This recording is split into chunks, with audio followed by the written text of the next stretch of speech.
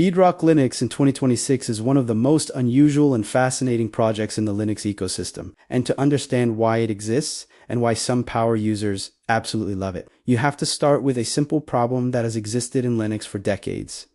Linux distributions are built differently. Each distribution chooses its own package manager, libraries, system tools, update policies, and design philosophy. Ubuntu focuses on ease of use and stability. Arch focuses on cutting-edge packages and manual control. Debian focuses on stability and reliability.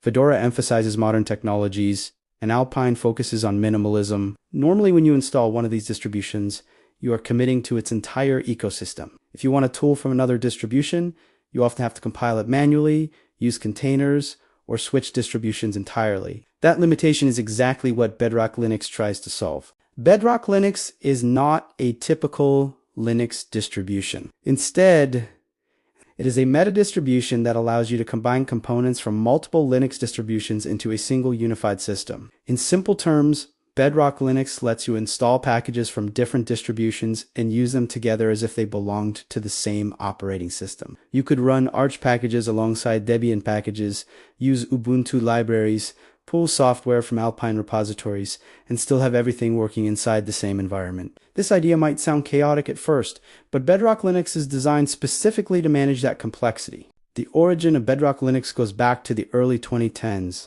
When the project began as an experiment to break the traditional boundaries between Linux distributions, the developer behind the project believed that users should not have to choose only one ecosystem when installing Linux.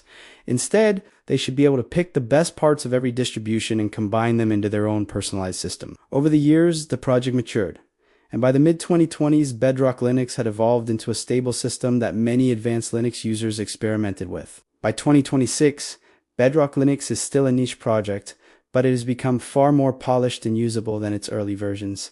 To understand how Bedrock Linux works, imagine that each Linux distribution is like a toolbox. One toolbox might have the newest tools, another might have extremely stable tools, and another might be very lightweight. Normally, when you install a distribution, you are choosing one toolbox. Bedrock Linux allows you to open multiple toolboxes at the same time and pick whichever tool you want from each one. Under the hood, Bedrock Linux organizes these toolboxes using a concept called strata. A stratum in Bedrock Linux is essentially an isolated environment that contains a full Linux distribution or part of one. Each stratum keeps its own package manager, libraries, and system files. For example, you might have an Arch stratum, a Debian stratum, and an Alpine stratum on the same system. Each one behaves like its own mini distribution, but Bedrock connects them together so that applications can run across them seamlessly. When you install Bedrock Linux, you normally start by converting an existing Linux system. Instead of installing Bedrock like a normal distribution from scratch, you typically install a base distribution first,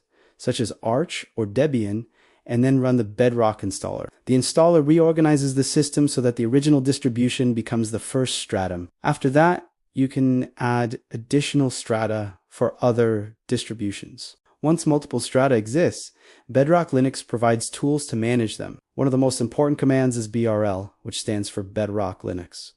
With this command, you can add new distributions, remove them, update them, or manage their integration with the rest of the system. For example, if you want to add Arch Linux packages to a Debian-based system, you could create an Arch stratum using the Bedrock tools. That stratum will include the Arch Package Manager Pacman and access to Arch repositories. The interesting part comes when you actually run programs from different strata. Bedrock Linux allows commands from any stratum to be visible system-wide. If you install a program in the Arch stratum, you can run it from your normal shell without switching environments. Bedrock handles the necessary path integration so that everything appears unified. However, the system also gives you control over which distribution provides which command. If multiple distributions include the same program, Bedrock allows you to specify a preference order. For example, you might prefer the Arch version of Python but the Debian version of GCC.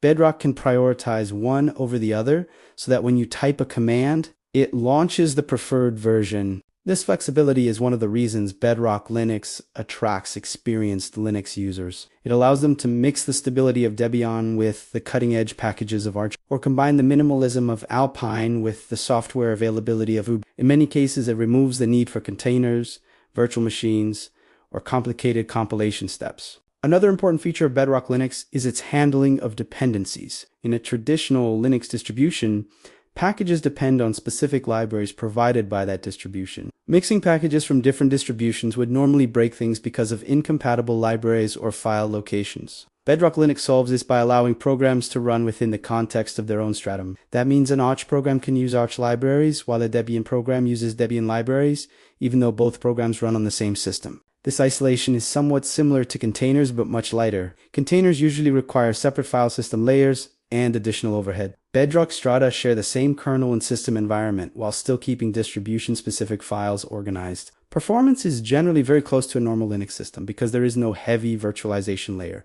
Bedrock Linux relies mostly on file system tricks, symbolic links, and environment configuration to connect everything together. By 2026, Bedrock Linux has also improved its compatibility with modern Linux technologies. Systemed integration, container tools, graphical environments, and development frameworks generally work well. Users can run desktop environments like KDE Plasma or GNOME while still using packages from multiple distributions. For developers, Bedrock Linux offers a particularly interesting advantage. Developers often need access to different toolchains and library versions. Instead of installing multiple virtual machines or using container systems like Docker for everything, they can simply install multiple strata. One stratum could provide the newest compiler from Arch, another could provide a stable build environment from Debian, and another might provide specialized tools from Fedora. This flexibility also makes Bedrock Linux useful for experimentation. Linux enthusiasts often want to test software from different distributions without reinstalling their system repeatedly. Bedrock allows them to experiment freely while keeping everything in one installation.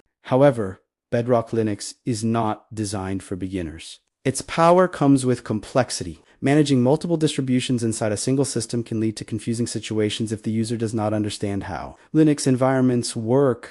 For example, conflicting libraries or configuration files can still cause problems if software tries to interact across strata incorrectly. Because of this, Bedrock Linux documentation often emphasizes understanding how Linux systems work internally. Users are expected to be comfortable with the command line, package managers, and system configuration. Another challenge is that Bedrock Linux depends on other distributions rather than maintaining its own repositories. This means updates and compatibility sometimes rely on changes made by external projects. While this approach gives Bedrock access to huge software ecosystems, it can also introduce unexpected issues if upstream distributions change their structure. Despite these challenges, Bedrock Linux has continued to evolve through community contributions and feedback. By 2026, the project has improved installation scripts, documentation, and compatibility with modern distributions. Many users report that once they understand the system, it becomes surprisingly stable and powerful. A common setup among Bedrock users is combining Arch Linux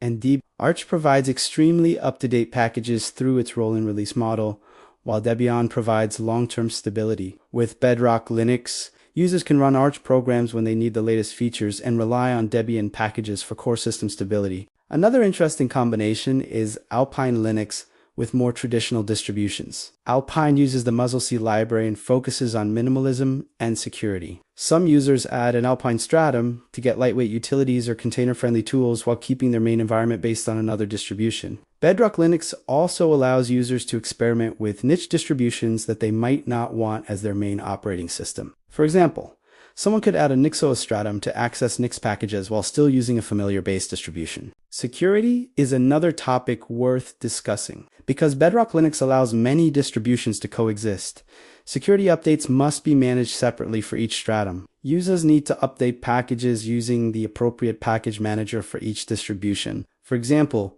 Arch strata require pacman updates, while Debian strata require apt updates. While this adds a bit of maintenance overhead, it also means users have full control over how updates happen. Some people prefer this because they can update specific strata without affecting the rest of the system. From a philosophical perspective, Bedrock Linux represents a unique idea in the Linux world. Most distributions focus on defining a complete system with a consistent philosophy and package ecosystem. Bedrock takes the opposite approach by allowing users to build their own system out of many ecosystems. This approach aligns strongly with the broader Linux philosophy of freedom and customization. Instead of choosing one distribution's design decisions, users can pick the pieces they like and discard the rest. In 2026, the Linux ecosystem is also heavily influenced by containers. Immutable distributions and cloud environments. Projects like Docker, Kubernetes, and container-based workflows dominate many development environments. Bedrock Linux does not try to replace these technologies, but it offers an alternative approach for users who want flexibility directly on their local system. For example,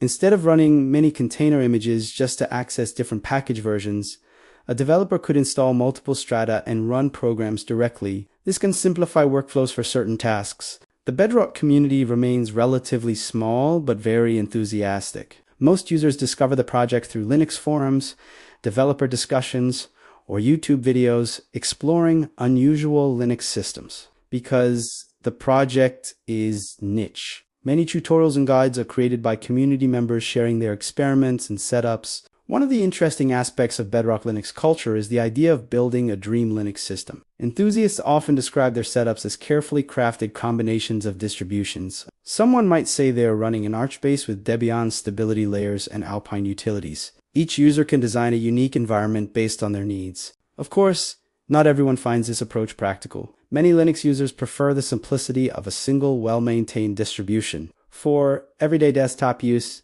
mainstream distributions like Ubuntu, Fedora, and Linux Mint already provide excellent experiences with large communities and support networks.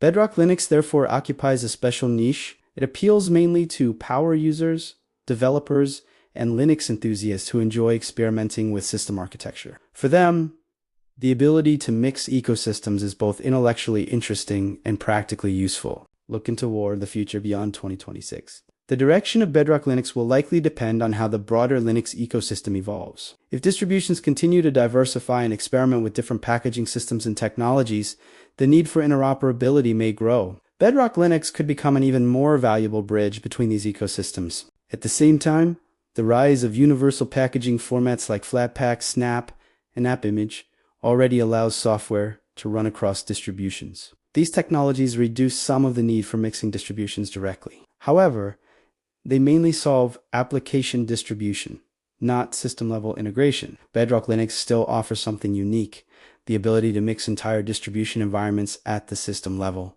Instead of running isolated application packages, users can integrate full ecosystems together. Another potential area of growth is development environments and research systems. Scientists, developers, and security researchers often need access to many different toolchains and libraries. Bedrock Linux could provide a powerful platform for building flexible research environments without constantly reinstalling systems. The project also represents an interesting experiment in Linux design philosophy. It challenges the assumption that a Linux distribution must be a single cohesive ecosystem. Instead, it treats distributions as modular components that can be combined. For viewers learning about Bedrock Linux in 2026, the most important takeaway is that it is not meant to replace traditional distributions for everyone. Instead, it is a specialized tool for users who want maximum flexibility and control over their Linux environment. If you are curious about experimenting with Linux systems and understanding how distributions work internally, Bedrock Linux can be an incredibly educational experience. It forces you to think about package managers, libraries, environment variables, and system architecture in a deeper way. At the same time, it can also be genuinely practical. Many users end up keeping Bedrock Linux as their main system because they enjoy having access to multiple ecosystems simultaneously. In the end, Bedrock Linux represents one of the most creative ideas in the Linux world. It takes the already flexible nature of Linux and pushes it even further by removing the boundaries between distributions. Instead of choosing one ecosystem, you can combine many and build a system that truly reflects your own preferences and workflow. And that idea, the freedom to build exactly the system you want, is what makes Bedrock Linux such an intriguing project in the Linux landscape of 2026.